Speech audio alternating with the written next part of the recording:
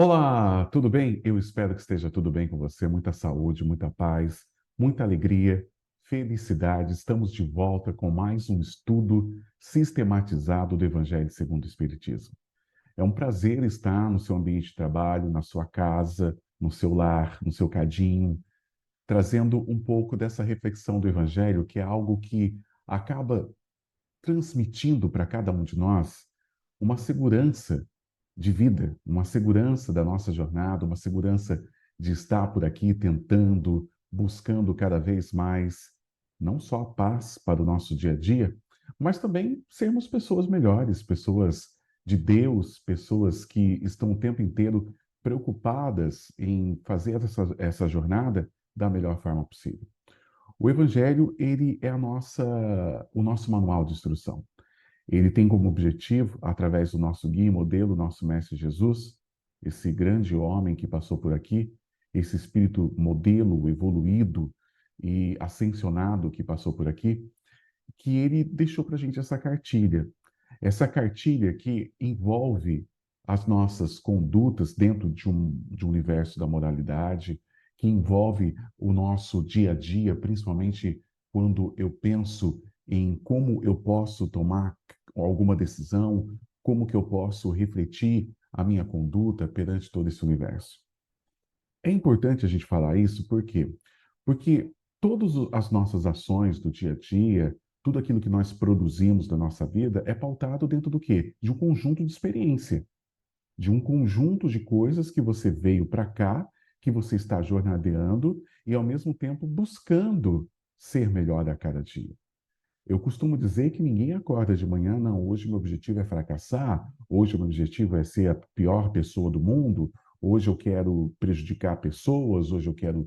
As pessoas acordam de manhã, os espíritos acordam de manhã, essas almas que estão espalhadas por esse planeta acordam de manhã com o objetivo de vencer a vida, de lutar, ganhar o pão de cada dia e ser melhores. Quando Jesus deixa para a gente o Evangelho, ele deixa o quê? Algo que deu certo, algo dentro que transcende até as nossas experiências terrenas, mas é algo que está envolvido dentro de um conjunto de experiência na eternidade. Esse governador do orbe, ele esteve por aqui há mais de 4 bilhões e meio de anos. Então, tudo foi preparado de uma certa forma para que a gente consiga hoje, dentro dessa esfera material, se tornar e depurar a nossa consciência, o nosso espírito, a nossa mentalidade. E sermos o quê? Pessoas melhores no dia a dia. Mas isso não é muito fácil, né? Por que que não é fácil? Porque não depende somente da gente em algumas situações. Outras situações a gente tem que ter um olhar diferente, um olhar até mais, pegar água aqui, tem um olhar um pouco melhor em relação ao outro, em relação àquela pessoa que nos envolve, que está junto com a gente, né? Então, essa reflexão do Evangelho, ela é importante por quê? Porque através do Evangelho eu tenho uma forma de agir, eu tenho uma forma de refletir as minhas atitudes, os meus pensamentos em relação à família, em relação à matéria, em relação ao mundo espiritual, em relação à morte, em relação à vida, em relação à eternidade. E hoje, no capítulo 16, né, que nós vamos estar estudando o item 15, também em relação ao dinheiro, em relação aos bens materiais, né? Então, tudo isso é importante. Permita-me, então, depois dessa pequena introdução, me apresentar. Meu nome é Marcos Cuba, eu pertenço à Casa Espírita Eurípides Barçanufo, aqui em Pindamonhangaba, e é um prazer estar contigo aqui, fazendo esse estudo do Evangelho, esse estudo sistematizado que eu e outros companheiros, outros amigos e amigas têm feito aos domingos aqui nesse canal, tentando trazer o quê? Um processo de aprendizado de cada um de nós, porque não que a gente detém todos os conhecimentos, nós dividimos as experiências, né? Isso é importante porque muita gente acha que o fato de a gente estar aqui falando significa que a gente detém todos os conhecimentos, sabe de tudo. Não, somos estudiosos. Eu sou um estudioso, né, da doutrina, assim como várias pessoas que passam por aqui e fazem esse estudo. Eu vou compartilhar a tela agora para a gente ver, né, na verdade, o que nós vamos bater de papo hoje, qual que vai ser a nossa conversa hoje. Então, compartilha nesse momento a tela, está aqui a tela compartilhada, né, para a gente poder ver essa tela. E é importante, né, que vocês estão vendo aí que nós estamos no capítulo 16. Os outros amigos falaram, né, de outros temas. Não se pode servir a Deus e a Mamon. E hoje nós vamos para o item 15 do capítulo 16, transmissão da riqueza. Tá? Temos várias coisas para a gente falar em relação a isso. Nós temos aqui no item 15 o princípio segundo o qual ele é apenas depositário da fortuna de que Deus lhe permite gozar durante a vida, tira ao homem o direito de transmiti-la aos seus descendentes? É uma pergunta que nós temos aqui e São Luís vai responder para a gente. Do que se trata essa pergunta? Como nós vimos nos outros estudos anteriores, nós somos depositários, né? Quando nós viemos para cá, quando a gente chega, né, ao planeta e quando nós adquirimos esse processo encarnatório, nós ganhamos algumas ferramentas que elas são necessárias para a nossa depuração e nossa ascensão. Algumas pessoas, elas vêm viver dentro de um estado mais humilde e, ao mesmo tempo, sem algumas condições. Outras pessoas, elas passam por aqui numa situação um pouco mais farta. Elas têm um pouco mais de condição.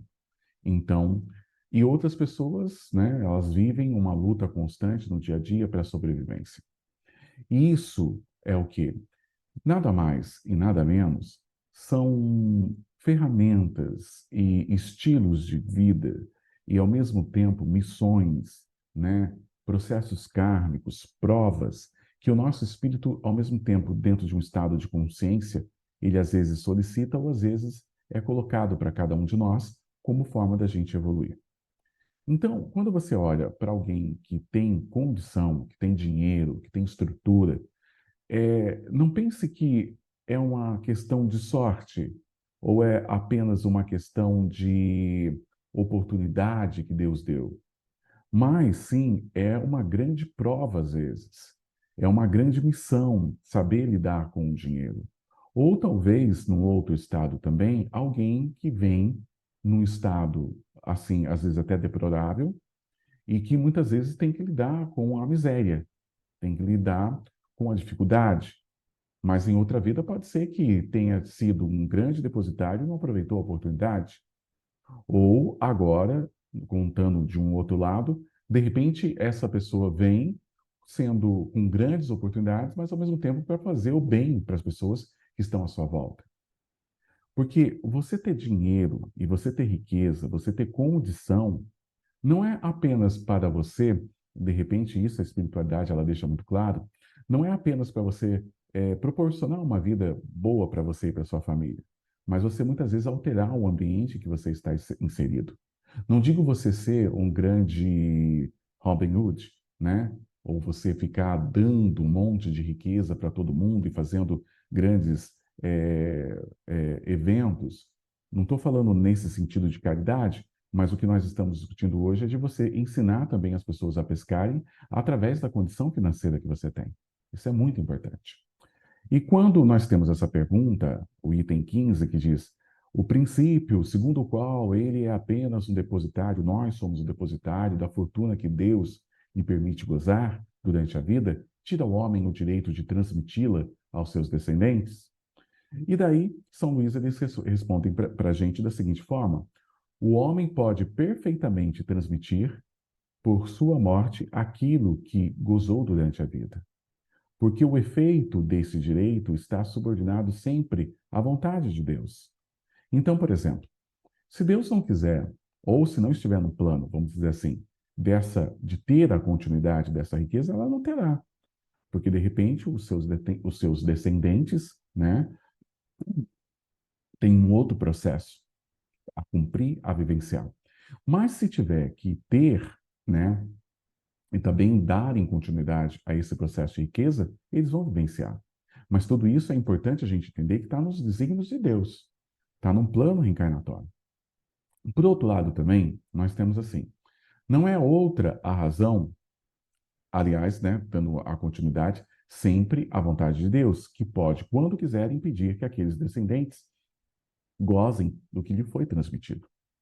Então, é isso que eu estou falando. De repente, você tem ali, né, dentro dessa reflexão, nossa, mas eu sou depositário disso, agora meu filho já não vai ser, porque de repente acontece alguma coisa no meio caminho e ele tem uma outra missão a cumprir. Não é outra a razão porque desmoronam fortunas que parecem solidamente constituídas, e você muitas vezes tem aquelas situações que o pai, a mãe, o avô, a avó, eles têm, assim, propriedades, têm muitos bens, e daí quando chega nos netos não tem mais nada. Isso vai à ruína, ou se perde, ou acaba, né? E muitas vezes a gente percebe também até os filhos, que quando recebem alguma fortuna, vai diluindo tudo aquilo. Por quê? Porque também, primeiro, não sabe administrar, esse é um ponto, e ao mesmo tempo porque é um outro desígnio que tem por aí. É uma outra trajetória que vem dentro desse cenário, né? Que está designado para essa nova geração. É, pois, importante, tá? A vontade do homem para conservar nas mãos de sua ou da sua descendência a fortuna que possua, tá? Então, sempre vai depender de quem possui a fortuna, se ele quer ou não que aquilo tenha uma continuidade, tá? Dentro do princípio dele. Isso, entretanto, não o priva do direito de transmitir o empréstimo de que recebeu de Deus, uma vez que o homem pode retirá-lo, uma vez que Deus, ou melhor dizendo, uma vez que Deus pode retirá-lo quando o julgue oportuno. São Luís, 1860. São Luís faz uma reflexão, tentando, dentro dessa pergunta, né, que Kardec fez, tentando dar uma tranquilidade de que pode ser, pode ter a continuidade, como não pode. Isso depende também do projeto encarnatório daquele que vem a seguir. Agora eu gostaria, né, de encerrar essa, essa parte aqui do vídeo, mas ao mesmo tempo desse compartilhamento de tela, e agora discutir algumas questões importantes que nós temos. Quando a gente dá uma olhada lá no capítulo, nesse mesmo capítulo 16, lá no item 13, a gente já tem, lá no começo do item 13, dizendo: sendo o homem depositário ou administrador dos bens que Deus lhe pôs nas mãos, contas severas lhe serão pedidas do emprego que lhe haja ele dado em virtude do seu livre-arbítrio. Então, dentro do processo de liberdade, e é muito complexo isso para a gente explicar, mas eu vou tentar explicar de uma forma bem tranquila. Todos nós somos depositários, né? É que nem a parábola dos talentos. Nós recebemos aqueles talentos, nós recebemos as oportunidades, principalmente dentro do âmbito material, e temos que dar conta disso para a nossa subsistência, e seremos cobrados em relação a isso, porque assim como você, dentro do projeto encarnatório, você vai ser cobrado de várias outras coisas que você se propôs a fazer, né? Que você tem como missão. Mas essa cobrança é o quê? Alguém um chicote na mão, batendo nas suas costas? Não. É o seu estado de consciência. Quando nós desencarnamos, recebemos o estado de consciência completo. É esse estado de consciência que nos cobra sobre aquilo que tivemos de oportunidade, sobre aquilo que nós tivemos assim de espaço dentro desse projeto encarnatório para vivenciar, para produzir, para ter. E isso é algo muito importante. Continuando no texto, lá no item 13, que ele dá uma reflexão muito completa em relação ao capítulo 16, ele fala: o mau uso consiste em os aplicar exclusivamente na sua satisfação pessoal. Bom é o uso ao contrário, todas as vezes que deles resultam em um bem a qualquer outra pessoa ou para qualquer outrem, né? Como está lá no texto. O merecimento de cada um está na proporção do sacrifício, né, que se impõe a si mesmo. A beneficência é apenas um modo de empregar-se a riqueza. Ela dá alívio à miséria presente, aplaca a fome, preserva do frio e proporciona abrigo ao que não tem. Nós estamos falando o quê? Nesse capítulo 13, que é Fenelon, né? Que lá em Argel, de 1860, que traz esse texto. Nós estamos falando de um estado de consciência que quem tem condição Hoje nós vamos falar, o texto está chamando para quem tem condição, tá? É, o texto de hoje, ele faz também um outro processo. Ele tenta despertar em quem tem condição, ou é rico, ou tem posses, ou tem propriedades, ou trabalha, ou tem uma empresa, né, vamos dizer assim, que ele tem um olhar, que ele é um depositário e que ele tem uma missão, ele é um missionário. E muitas vezes a gente olha, nossa, a pessoa tem muito dinheiro, ela tem muita condição. Para ela é muito mais difícil, penso eu, tá, do que aquele que não tem. Porque ela tem que ter um olhar clínico do que está acontecendo à sua volta e do que ela pode melhorar. A miséria das pessoas, ok? E quando eu falo miséria, não estou falando apenas da fome, mas da questão da própria sustentabilidade. Ensinar a pescar, ensinar a produzir, ensinar a vivenciar a matéria e a ascensão do espírito, né?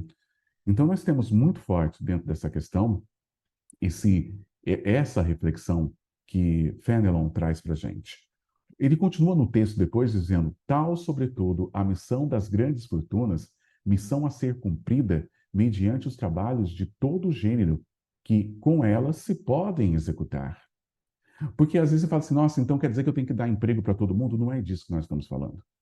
Mas você pode desenvolver caridades, projetos e uma série de coisas, tá?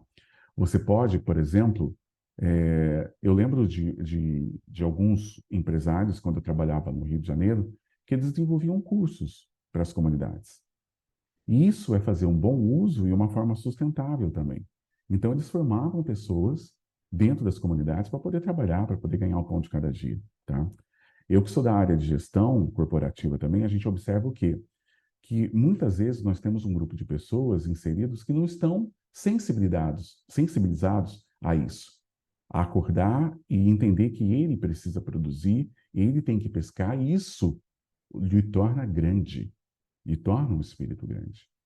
E às vezes a pessoa não, ela está acostumada a viver de uma outra forma e precisa de alguém com poder aquisitivo, né? Com poder e com condição, às vezes, né, financeira, para dar esse despertar de que ela pode produzir, tá?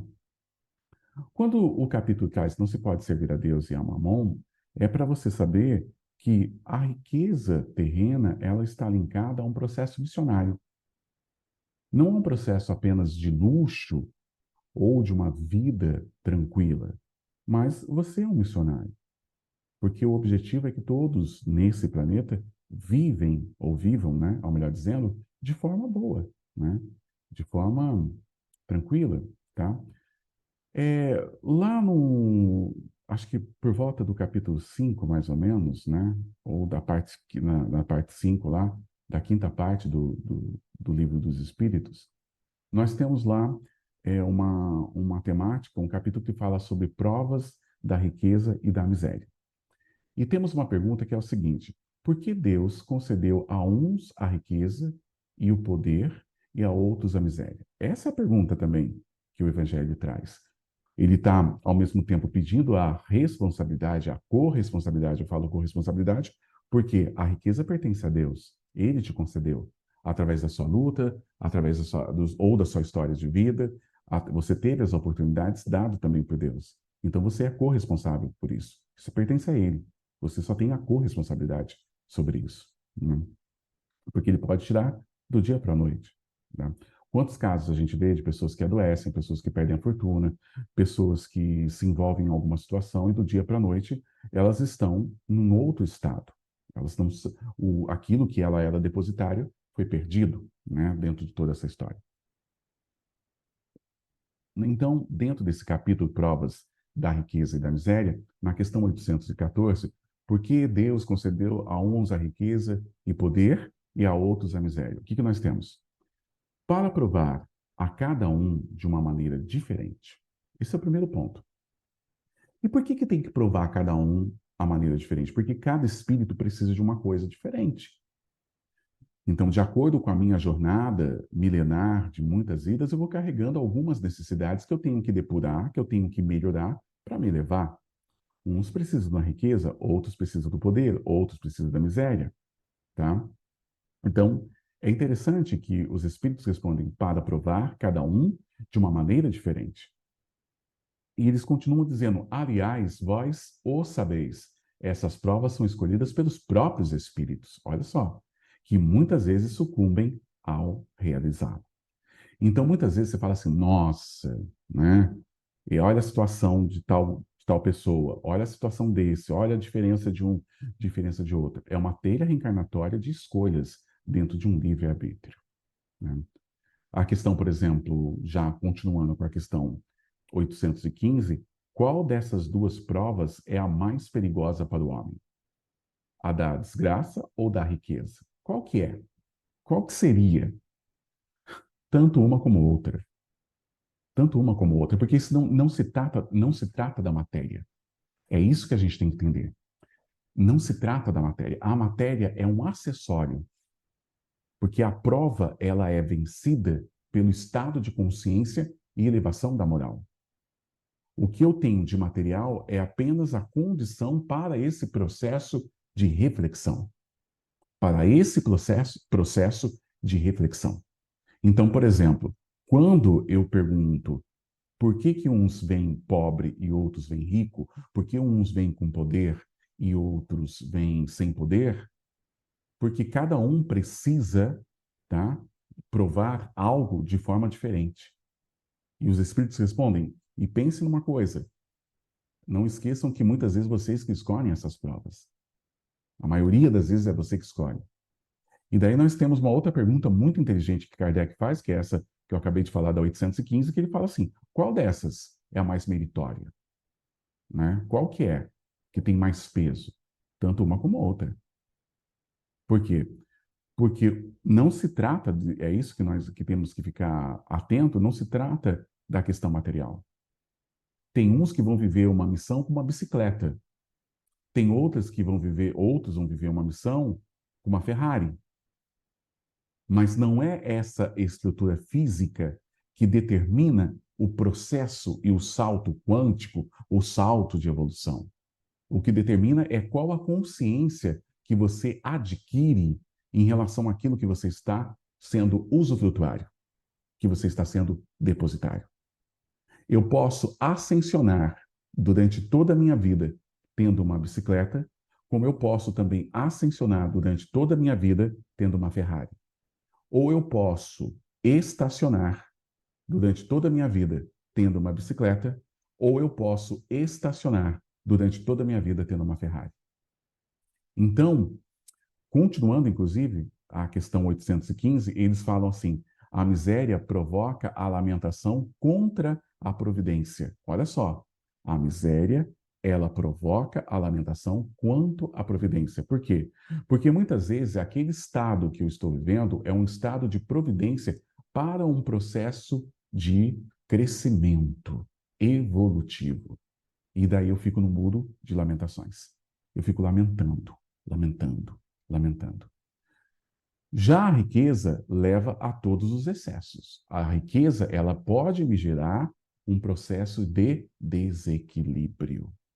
E daí, quando eu estou em desequilíbrio, né? Agora, dentro do campo filosófico, eu estou próximo do quê? Dos vícios. Equilíbrio, virtude. Desequilíbrio, vícios. Então, quando eu penso na miséria, eu tenho algo um pouquinho colado nela, que é a lamentação. Aquela vida com dificuldade, com muita luta, eu vendo a janta para ter o almoço no dia seguinte, é uma dificuldade para conseguir me manter. Sabe aquela vida de luta de muitas pessoas que a gente conhece no dia a dia? Então, o que está muito colado com isso? A lamentação, que a questão 815 ela fala sobre isso. Agora, a riqueza ela está colada com o quê? Com os excessos. Porque eu posso ter muitas comidas diferentes, pratos exóticos, eu posso exagerar na bebida, eu posso exagerar no meu consumo, eu posso me tornar fútil, viver dentro de um cenário de futilidade. Ok, isso é meu livre-arbítrio, minha corresponsabilidade com Deus, tá? Minha corresponsabilidade com Deus. Então, a gente percebe que a riqueza ela pode trazer os excessos. Ou não. Você pode ter alguém que tenha muita condição, mas ele procura viver com o necessário. Lógico que o Espiritismo não condena em hipótese alguma, você ter uma vida legal, você poder viajar, pagar suas contas, comprar aquilo que você tem vontade de comprar. O problema é o excesso, porque se torna vício, desequilíbrio moral. O vício, ele é um desequilíbrio que ele pega a sua moral e prejudica. A virtude, ela faz o quê? Uma proteção em torno da sua moral. A virtude, ela é a capa da moral, a capa de proteção da moral. O vício é o quê? Aquele ferrugem que vai corroendo a sua moralidade. Então, nessa questão 815, a gente poderia ficar aqui horas e horas fazendo essa reflexão desse equilíbrio, dessa balança, né? E poucas vezes a gente percebe nessa questão essas duas coisas, né? E é uma resposta curta, né? Porque ele fala assim, tanto uma como a outra, né? Qual dessas duas provas é a mais perigosa para o homem? Tanto uma como a outra. Uma, a miséria, provoca a alimentação contra a providência. A riqueza leva a todos os excessos. A gente percebe que ele faz essa divisão dentro de tudo isso que nós estamos falando. Dando sequência, né, nesse capítulo que eu acho incrível, ele fala assim: se o rico sofre mais tentações, não dispõe também de mais meios para fazer o bem? Então, por exemplo, a gente pensa assim: o rico, ele tem muitas condições, né? Então ele sofre muitas tentações. Ele não dispõe também de mais meios para fazer o bem? É justamente o que nem sempre faz, tá? Então, quando Kardec faz abre essa questão, ele fala sobre isso, né? Se o rico sofre mais tentações, não dispõe também de mais meio para fazer o bem. Daí a gente percebe o quanto, dentro desse processo, voltando para o item 15 que nós estamos discutindo, nós estamos, então, nesse momento, construindo toda uma linha de raciocínio em cima da temática até do próprio Evangelho, tá? Como todo. Que a gente está encerrando ele, né? Então, outro estado de reflexão, se o rico, por exemplo, se o rico sofre mais tentações, não dispõe também de mais meios para fazer o bem? É justamente o que nem sempre faz. Torna-se egoísta, orgulhoso e insaciável. Suas necessidades aumentam com a fortuna e julga não ter o bastante para si mesmo. É a futilidade, né? E é também aquela questão de ser avarento, né? A avareza tomando conta de todo esse processo. Quando a gente volta lá para o nosso capítulo 15,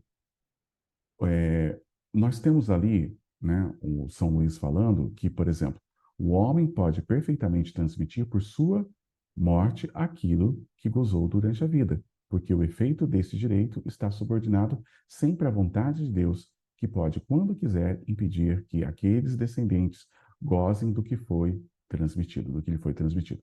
Mas, por outro lado, você também pode corroer tudo isso com uma má condução da sua própria riqueza, tá?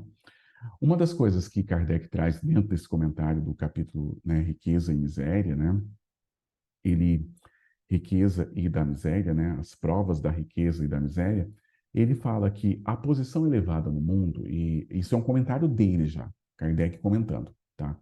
Ele fala assim, a posição elevada no mundo e a autoridade sobre os semelhantes são provas tão grandes e arriscadas quanto a miséria. Por quê? Vamos pensar, tá? E é interessante essa reflexão que ele faz.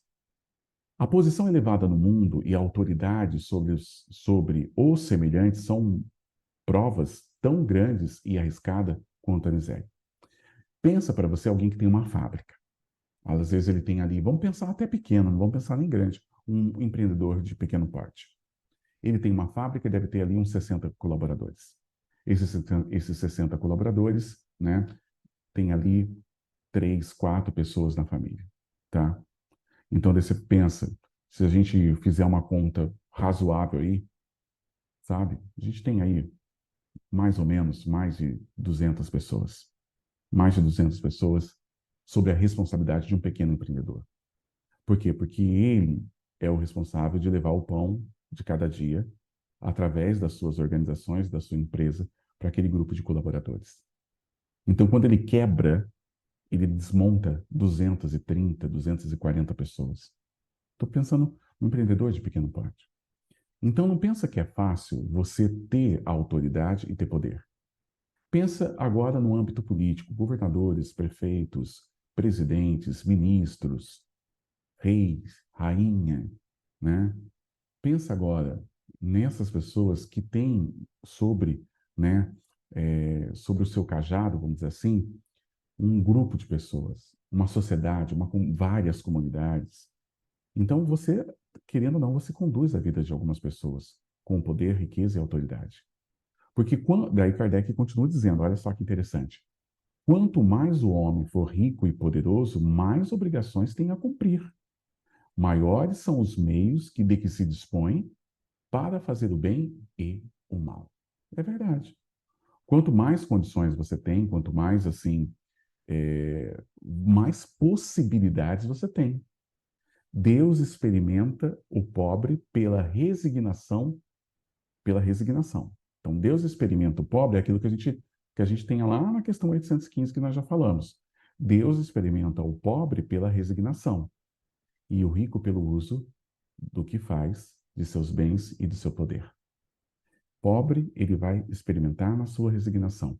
Experimentar, será que Deus precisa experimentar? Não, é uma né? É uma autoanálise de prova e de processo de superação através da resignação. Esse é para quem que vive a necessidade. Tá? Agora, aquele que tem condição, né? Ele é experimentado pelos seus bens e poder. A riqueza e o poder despertam todas as paixões que nos prendem à matéria e, além de nos prender na matéria, nos distanciam da perfeição espiritual. Veja bem, a gente tem que tomar cuidado, porque quando a gente lê isso, vocês estão condenando o rico. Não, pelo contrário. A gente está tentando valorizar o quanto é importante a presença dos ricos, as presenças daqueles que têm condição na sociedade, porque eles podem, se eles tiverem uma moral elevada e um estado de consciência e uma reflexão, eles podem transformar vidas. A riqueza e o poder despertam todas as paixões que nos prendem, Kardec falando, nos prendem à matéria e nos distanciam da perfeição espiritual. Foi por isso que Jesus disse: em verdade, eu vos digo, é mais fácil um camelo passar pelo fundo de uma agulha do que um rico entrar no reino dos céus. E o que é esse fundo da agulha? Esse fundo da agulha era aquelas entradas que tinham antigamente, que eram estreitas, né? E essas entradas o camelo não conseguia passar. Por que ele não conseguia passar? Pelo até o formato do próprio corpo e ela é bem estreita. Agora, por que é? Então o rico está condenado? Não, porque é muito difícil, é uma missão difícil. É mais fácil um camelo pelaquela porta estreita das entradas das grandes comunidades antigas, ele conseguir passar, né, para entrar na vila, naquela agulha, né, naquela porta estreita, né, do que ele passar, por exemplo, do que um rico entrar. Porque o rico ele vai ter muitas obrigações. Ele vai ter que ter um estado de consciência diferenciado em relação ao próximo. Às vezes ele vai lidar com pessoas que vivem uma certa ignorância em relação a várias coisas. Ou às vezes ele vai lidar com pessoas que têm uma visão diferenciada do propósito. Ou às vezes ele está dentro do seu próprio egoísmo, orgulho, uma série de coisas que a própria questão 816 fala para a gente em relação a isso. Então é importante, dentro de tudo isso, essa reflexão, né? Essa reflexão que precisamos ter em torno de que somos depositário, tá? Isso é um ponto. E eu, sendo depositário, estou mergulhado dentro de um livre-arbítrio. E dentro desse livre-arbítrio, eu posso, nas minhas condições, proporcionar para aquelas gerações futuras e para aquelas pessoas que estão vindo aí um compartilhamento daquele meu sucesso. Daquele meu sucesso. Transformar vidas, né? Então não tem problema nenhum você deixar aquilo que você construiu para alguém tocar, seja da sua família ou não da sua família. Porque dentro do processo do livre-arbítrio, também Deus vai, através de você, produzindo condições para outras pessoas obterem sucesso, para outras pessoas conseguirem jornadear a vida de forma diferente. Isso é muito importante para cada um de nós dentro dessa reflexão, tá? Um outro ponto interessante que nós temos também de reflexão, que é lá na questão desigualdade das riquezas, as perguntas que vão de 808 a 813, nós temos também algumas reflexões importantes em relação a isso, tá? Porque daí você fala assim, nossa, e a desigualdade, né? Porque hoje em dia todo mundo questiona sobre isso. Todo mundo questiona sobre a desigualdade. Nós temos uma visão também da espiritualidade em relação a isso. Na questão, por exemplo, 808, a desigualdade das riquezas não tem sua origem na desigualdade das faculdades, que dão a uns mais meios de adquirir do que outros? Depende, né? Porque quando a gente pensa nisso, a gente pensa que sim, que se você tem, por exemplo, um pouco mais de conhecimento, a possibilidade de você criar estratégias e processos para você melhorar a sua condição de vida e até mesmo adquirir mais condição e mais oportunidade, sempre vai estar atrelado, né? Mas os espíritos respondem nessa questão 808, a desigualdade das riquezas não tem sua origem na desigualdade das faculdades, que dão a um mais meios de adquirir do que outros? Sim e não, eles falam. Sim e não. Que dizes da astúcia e do roubo? Né? Porque, por exemplo, tem gente que usa das faculdades e da inteligência para o roubo. Então, calma aí. Isso depende. Sim, não. Eu posso usar das minhas faculdades para ser rico, mas eu posso usar das minhas faculdades para continuar dependendo dos outros ou até mesmo tirando de outras pessoas. Então, nem sempre elas estão ligadas a um processo de conhecimento, tá?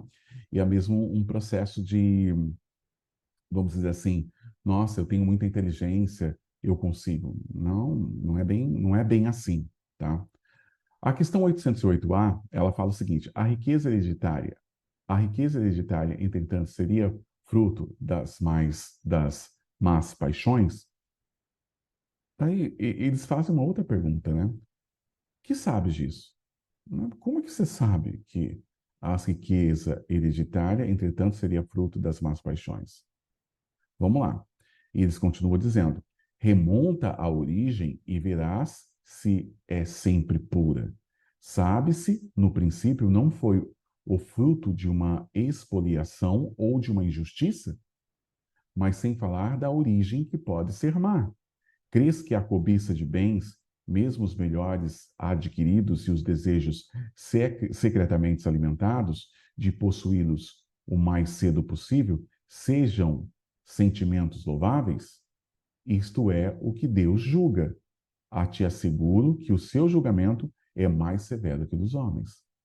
Então, a riqueza hereditária, ela é uma outra questão, porque sempre vai estar em torno da origem.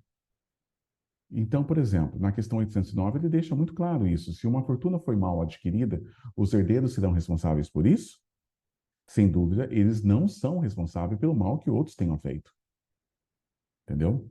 Então, é a mesma coisa. Agora, a continuidade, como eles vão fazer com aquilo, é outra história.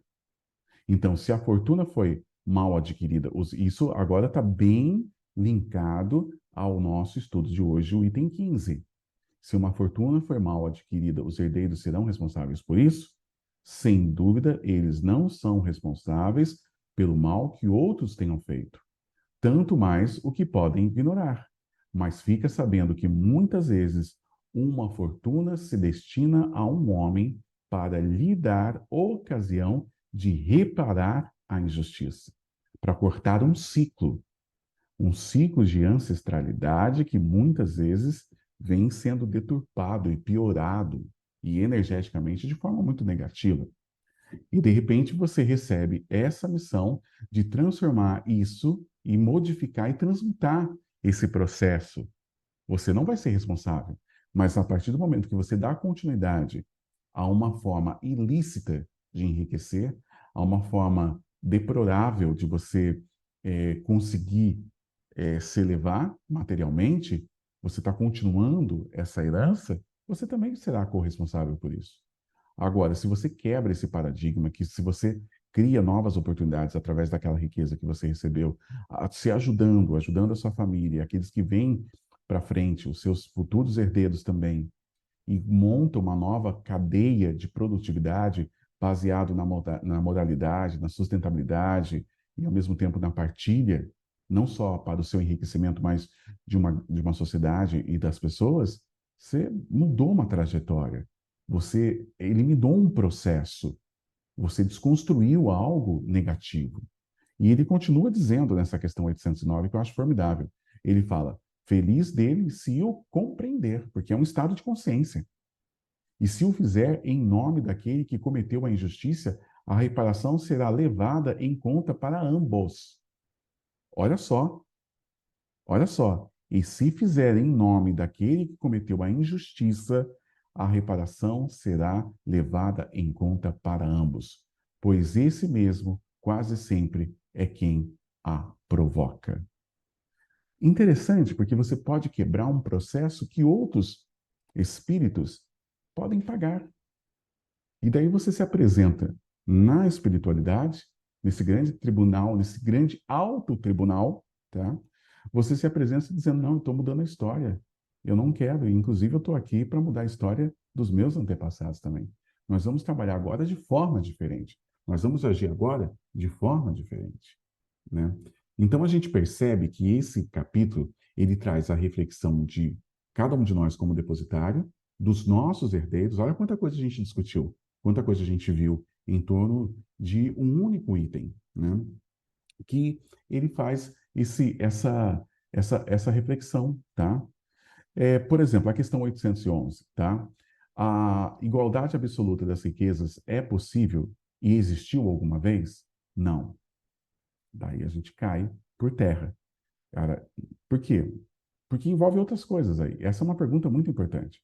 A igualdade absoluta das riquezas é possível? É possível. E existiu alguma vez? Não. Eles falam, não. E depois ele fala, não é possível. Sabe por quê? A desigualdade das faculdades e dos caráteres se opõe a isso. Provas e expiações. Moralidade diferente. Personalidade diferente. Caráter completamente diferente. Como que a gente vai conseguir ter uma igualdade, principalmente de um processo material, com estas desordens psíquicas, de personalidade, de caráter e moralidade? Como é que você consegue? Então eles falam, não, não é possível, né? Não é possível. Então, assim, e daí a gente pensa na sociedade, né? Como, Cuba, mas puxa vida, né? Eu queria ver todo mundo bem, rico, com propriedades, né? Pode ter pessoas que pensam assim. Mas vocês não podem esquecer que dentro desse livre-arbítrio, ainda a moralidade, nós não estamos no mundo ditosos, no mundo dos felizes. Então a moralidade não permite isso. A fraqueza nossa, ela faz a desigualdade acontecer. As nossas ambições, os nossos vícios, que a gente estava falando no começo, ela nos atrapalha em relação a isso. Ela faz com que a gente não chegue próximo dessa igualdade absoluta que Kardec pergunta, tá? Depois, na questão 811A, nós temos lá: há homens, entretanto, que creem estar nisso, o remédio para os males sociais? O que você pensa a respeito? E daí a gente tem as respostas. São sistemáticos, ambiciosos e invejosos. Não se compreendem que a igualdade seria logo rompida pela própria força das circunstâncias. Combatei o egoísmo, pois esta é a vossa chaga social. É o egoísmo. Enquanto tiver um egoísta numa comunidade, numa sociedade, você não tem igualdade. E não correrei atrás de quimeras, de coisas pequenas, né? Então a gente percebe que nós, muitas vezes, nós temos uma visão da sociedade, né, de forma errônea, né, e a gente condena a sociedade, mas a gente não faz a autoavaliação de que a sociedade é composta por pessoas com ambições, com vícios, com várias coisas que atrapalham esse processo da igualdade. Daí, né, tem a questão 812 que diz o seguinte: se a igualdade das riquezas não é possível, acontece o mesmo com o bem-estar? Não, não, tá? Se a igualdade das riquezas não é possível, acontece o mesmo com o bem-estar? Não. Mas o bem-estar é relativo e cada um poderia gozá-lo, se todos se entendessem bem.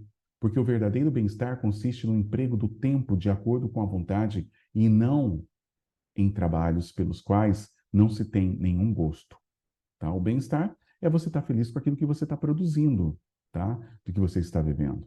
E muitas vezes eu posso estar feliz com aquilo que eu estou produzindo, tá?